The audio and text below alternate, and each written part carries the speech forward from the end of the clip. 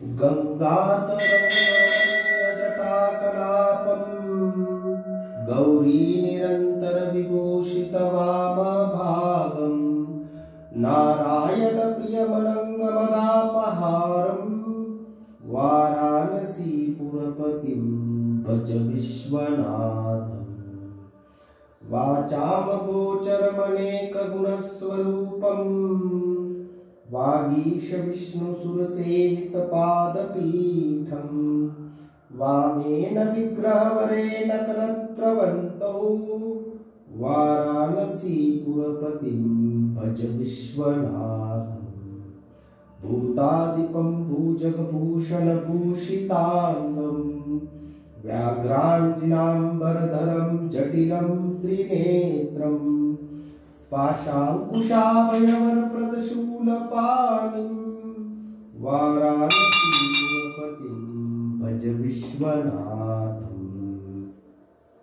पञ्चाननं दुरितमत्तमतङ्गजाना नागान्तकं धनुजपुङ्गवपन्नगानां दावानलं मरणशोकजराटवीनां वाराणसीपुरपतिं भज विश्वनाथम्। सीतांशुशोभितकिरीटविराजमानं भालेक्षणानलविशोषितपञ्चबाणं नागादिपारचितभासुरकर्णपूरं वाराणसीपुरपतिं भज विश्वनाथम्। तेजोमयं सगुणनिर्गुणमद्वितीयम् आनन्दकन्दमपराजितमप्रमेयम् नागात्मकं सकलनिष्कळमात्मरूपम् वाराणसीपुरपतिं भज विश्वनाथम्। रागादिदोषरहितं स्वजनानुरागम् वैराग्यशान्तिनिलयं गिरिजासहायम् माधुर्यधैर्यशुभगं गर्लाभिरामम् वाराणसीपुरपतिं भज विश्वनाथम्।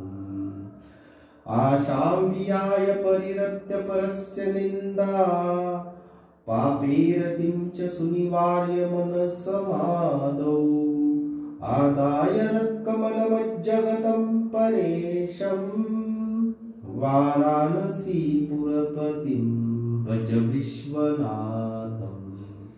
वाराणसीपुरपतेस्तवनं शिवस्य व्याख्यातमष्टकमिदं पठते मनुष्य विद्याश्रियं विपुलसौख्यमनन्तकीर्तिम् सम्प्राप्य देहविलये लभते च मोक्षम्।